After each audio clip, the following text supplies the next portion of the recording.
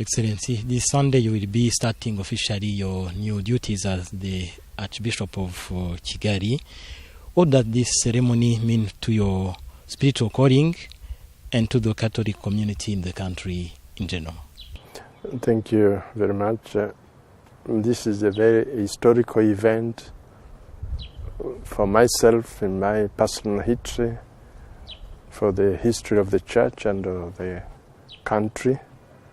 And it marks and a proof of God's plan, because God is the author of our history, and He's the one who chooses. It's a pleasure and a great joy that He has chosen me, and a proof of how He takes care of His people. Thank you. As the saying goes, the pure spirit resides in the pure body. What activities do you consider to be your priorities? My priorities will be the family, because the family is the domestic church.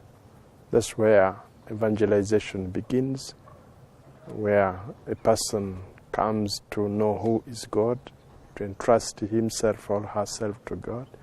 And the family has got many problems and challenges. Secondly, the youth.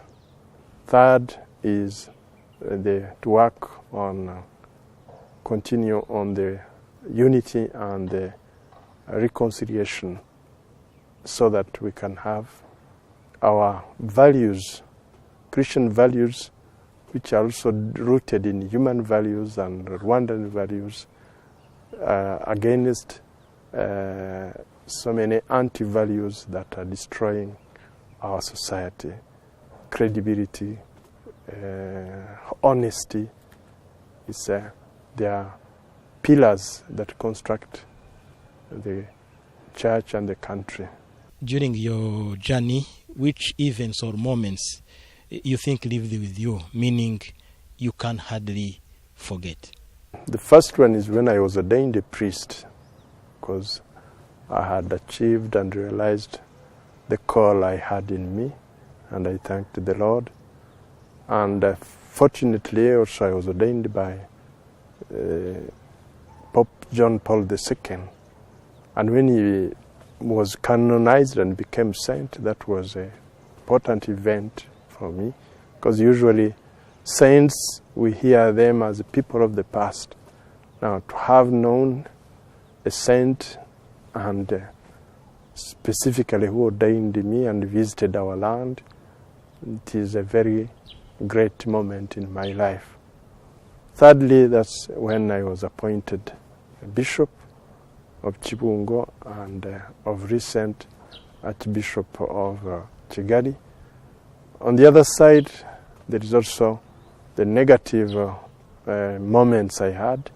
The greatest in my life was the genocide, that in which so many lives of people were lost, and all its consequences.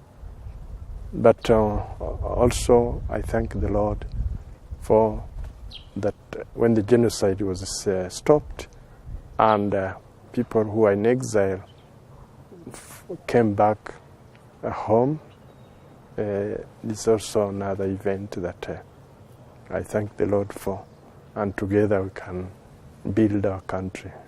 Thank you very much, and wish you all the best in your new duties. Thank you.